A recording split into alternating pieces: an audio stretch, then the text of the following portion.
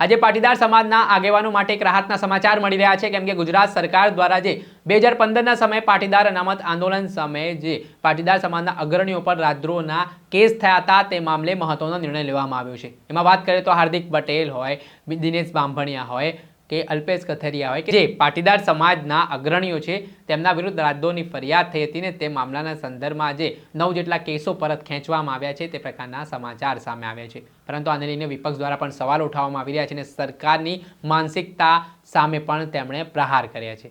આ મામલે હવે વિપક્ષ સવાલ કરી રહી છે, પરંતુ સત્તા પક્ષના ધારાસભ્યએ પોતાની સરકાર સામે સવાલ ઉઠાવવાની શરૂઆત કરી છે અને તેમણે કહ્યું છે કે પાટીદાર સમાજના કેસો પરત ખેંચાયા છે તેને અમે આવકારીએ છીએ, પરંતુ અન્ય સમાજના લોકો જેમ કે ઓબીસી, એસસી, એસટી સમાજના લોકો સામે જે આંદોલન દરમિયાન કેસો થયા છે તે ક્યારે પરત ખેંચશો? આ શબ્દ સત્તા પક્ષના ધારાસભ્યના છે।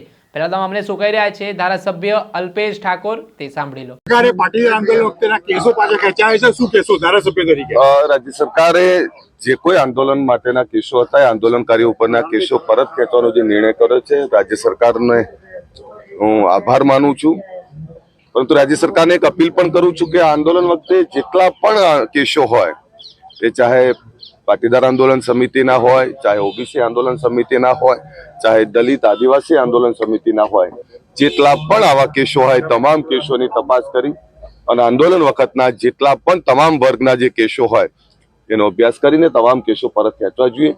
હું રાજ્ય સરકાર એક સંવેદનશીલ સરકાર ભૂપેન્દ્રભાઈ પટેલના નેતૃત્વમાં આ સરકાર તમામ વર્ગની ચિંતા કરી રહી છે, ત્યારે આંદોલન એ પીડાનું આંદોલન હોય ને પીડાના આંદોલનમાં જે યુવાનોએ આંદોલન કર્યું હોય એ આંદોલનકારીઓ કોઈ ગુનેગારો નથી, પણ એ આંદોલનકારીઓ સાથે જે રીતે માનવતાપૂર્ણ વ્યવહાર કરીને કેસો પરત ખેંચવાનો નિર્ણય કર્યો છે, રાજ્ય સરકારનો હું આભાર માનું છું। રાજ્ય સરકારને ફરીથી વિનંતી કરું છું કે એ સમયના જેટલા પણ કેસો હોય એ તમામ કેસો પરત ખેંચવામાં આવે।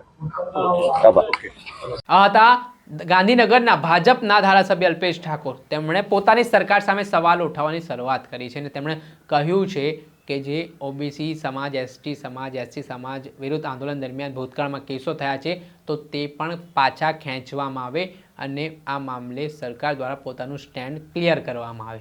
તેને જ લઈને હવે રાજનીતિ તેજ બની છે, કેમ કે સત્તા પક્ષના સાંસદે જ પોતાની સરકાર સામે સવાલો પૂછ્યા છે।